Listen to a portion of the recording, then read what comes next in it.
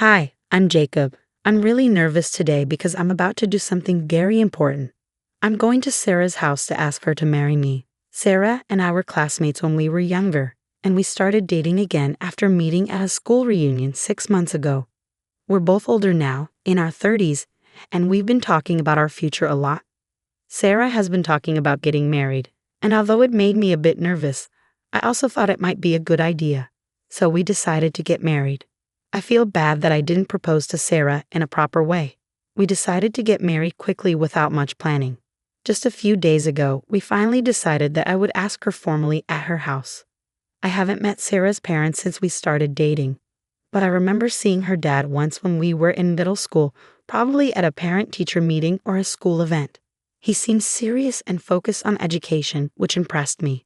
My own dad passed away when I was young, and he was more laid back. So seeing Sarah's dad being so involved stuck with me. He seemed like a serious person. I'm worried about what Sarah's dad will think when he learns we decided to get married so quickly and without a proper proposal. He might think our relationship of only 6 months is too short. The more I think about it, the more nervous I get. I had a hard time sleeping last night, and this morning I struggled to eat breakfast. My mom noticed and looked concerned. I told her I was going to introduce her to my girlfriend soon, but I didn't mention it's Sarah yet. I want to surprise her. My parents were also classmates in middle school, so I think she'll be happy to hear that my future wife is also a classmate. After my dad passed away, my family faced financial struggles, and I had to start working right after finishing middle school. My mom really helped me stay on track during that tough time. She's always positive, never speaks badly about others, and keeps a hopeful attitude, which has rubbed off on me. She doesn't ask much about my love life, probably because she knows I'm busy, but I want to reassure her. That's why I need today's meeting to go well. I'm feeling really nervous, like I might get a stomach ulcer. But seeing how anxious I am, my mom gave me a reassuring pat on the back and said, "You've got this, son." She's right. I can't afford to be weak now. I need to gather my courage. With that in mind, I made my way to Sarah's house. When I got there, Sarah greeted me at the door and welcomed me inside. "Come on in, my parents are waiting," Sarah said, which made me feel really nervous. When I stepped into the living room, Sarah's parents were sitting on the couch, smiling at me. "We're glad you're here. We've been waiting," they said warmly, and suddenly I felt a wave of relief wash over me. It wasn't as intimidating as I had feared. They seemed friendly and welcoming, and I started to think this meeting might turn out okay. After introducing myself, Sarah's mom brought out some tea. "Thank you," I said gratefully. "I didn't know you went to middle school with Sarah," I exclaimed, surprised. "Were you ever in the same class as her?" she inquired. I explained that we hadn't shared a class, but Sarah had approached me at the school reunion. "Oh, I understand. But I should remember you if you were a top student, even from a different class," she pondered, resting her hand on her cheek, looking puzzled. Before I could respond, Sarah interjected with a laugh. "Jacob wasn't exactly a star student, was he? Always pretty average, right?" I wish Sarah hadn't been so blunt, but it was too late. I glanced at Sarah's mom and saw her looking at me with an unreadable expression. Sarah's comment changed the mood in the room. What was once a pleasant atmosphere turned heavy and silent. After an awkward pause, Sarah's dad spoke up. "Which college did you attend?"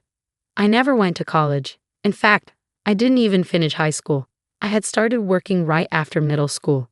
I was planning to be honest about my past when suddenly, a cup of tea flew towards me before I could finish my sentence. At the same time, there was a shout. "Don't lie to me. Sarah told me you were a CEO, but you're just a dropout who's been working since middle school. How can I trust someone like you to run a company? You're just riding on the startup trend and you'll fail soon, mark my words." Sarah's dad glared at me, shocked. He grabbed my collar and demanded, "What's your real motive? Are you trying to take advantage of me because I'm an executive at a big company?" I tried desperately to explain, but he wouldn't listen. "I can't trust someone who didn't finish high school." "You don't belong here. Get out," he yelled, pushing me away and throwing a teacup at me. I couldn't even clear up the misunderstanding or calm him down. He kicked me and I fell to the ground. Sarah and her mom just watched, not intervening. Then everything went black. He flipped the dining table and I tried to dodge, but it hit my foot. The pain was intense and I couldn't help but groan. "Stop overreacting. It can't hurt that much. Sarah's dad scoffed. Even Sarah joined in, saying, "You're so weak for a man. This is pathetic."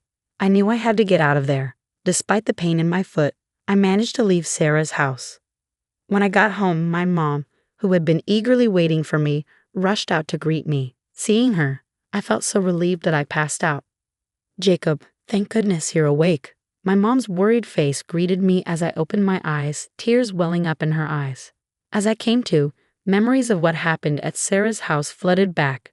I was supposed to make her happy, but instead, I ended up causing her worry and sadness. "I'm sorry, Mom. I don't think I can introduce you to my girlfriend after all," I confessed. "Don't worry about it, Jacob. I'm just glad you're awake," my mom reassured me. "I was really surprised when you collapsed in front of me. You slept for a full day due to the shock. According to the doctor, it seems like you broke a bone in your toe. You'll be discharged from a hospital soon, but it'll take about a month to heal. They also found bruises all over your body." Prompted by my mom's encouragement, I began to recount what had happened that day. As soon as I mentioned Sarah's last name, I noticed a change in my mom's expression. "Johnson, you don't mean?" Her face turned pale. It dawned on me that when I was in junior high, Sarah's dad had criticized my mom, saying that having a single parent's child around was a bad influence on his daughter. My dad wasn't around during my junior high years, and my mom, who was working hard every day, could only attend school events once in those 3 years. She was hurt deeply by what Sarah's dad said to her on that occasion. She never spoke about it or showed any signs of being affected by it. But now, seeing my mom's frustrated expression, saying, "I can't believe the person who said such a thing hurt my son," my anger surged. It wasn't just about him looking down on me for only finishing junior high, but he had also hurt my mom in the past. At that moment, I resolved to confront them, father and daughter. The next day, I made my way to Sarah's house again. I had let her know beforehand, but Sarah didn't seem to feel guilty about what happened. Instead, she blamed me for the lack of communication during the day I was unconscious. That's just how she was. It made me feel pathetic to think that the person I planned to marry could act like that. But at the same time, I realized it was a good thing to find out before getting married. When I arrived at Sarah's house, both her parents were waiting outside. "Daring to come back here? Don't you dare set foot in this house again." Sarah's dad was already being aggressive. He didn't even acknowledge that I was on crutches with a cast on my left foot. "I have no intention of coming back inside. I've decided to file a complaint, so I came to inform you today," I declared. My words seemed to catch them off guard, and they exchanged looks before bursting into laughter. "Wait, you're serious about filing a complaint? You weren't seriously hurt.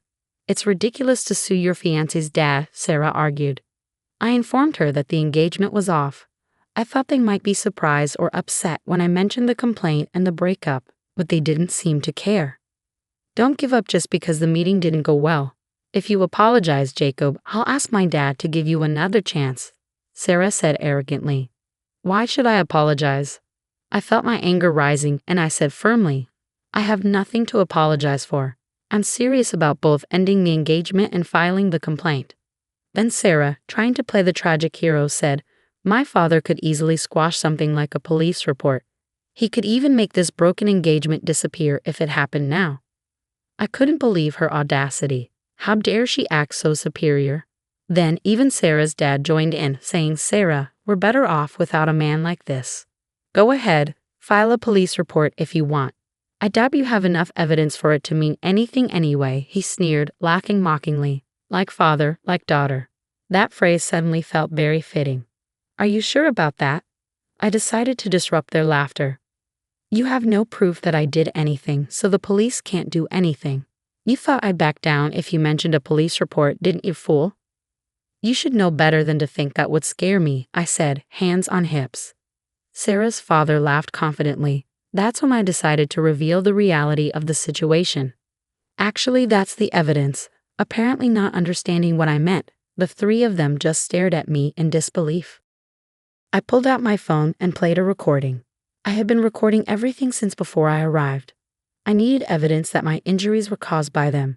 No matter how high up they were in a big corporation, they couldn't escape an assault charge when the evidence was clear. Instead of apologizing, Sarah's father started yelling at me. "How dare you? Go ahead, file your report. There's no way I'm letting you marry Sarah. Sarah's mom, who had been quiet until now, began to panic. We can still forgive him if we do it now, right, honey? She pleaded. No need. As I said earlier, the engagement is off and I will file a report. I don't want to marry someone who doesn't care when their fiancé is injured and who joins their parents in making fun of me, I declared. When I said that, Sarah, who had been looking down on me until just now, started to panic. You're lying, Jacob. You said you wanted to marry me, you liar. Sarah's dad then erupted, you low-educated punk. I'll never forgive you, and lunged at me. His punch caught me off guard, knocking me to the ground. Sarah's mom desperately tried to stop her husband from continuing to attack me while I was down. Honey, this is bad. We don't know who might be watching, she pleaded, but Sarah's dad didn't stop. You're just a figurehead CEO. You used that to lure Sarah, and now you're going to sue me. I'll sue you for fraud. Then I'll have to cancel our $5 million order with your company, he threatened. I had been contemplating it for a while, and I had made up my mind. I was going to corner this man as much as possible. What are you talking about, $5 million? There's no way you can make a deal like that. Sarah's father scoffed, getting off me and calling me an idiot. It was time to show him reality. I called my mother. What are you going to achieve by calling your mother? Sarah told me mockingly, you only have one parent.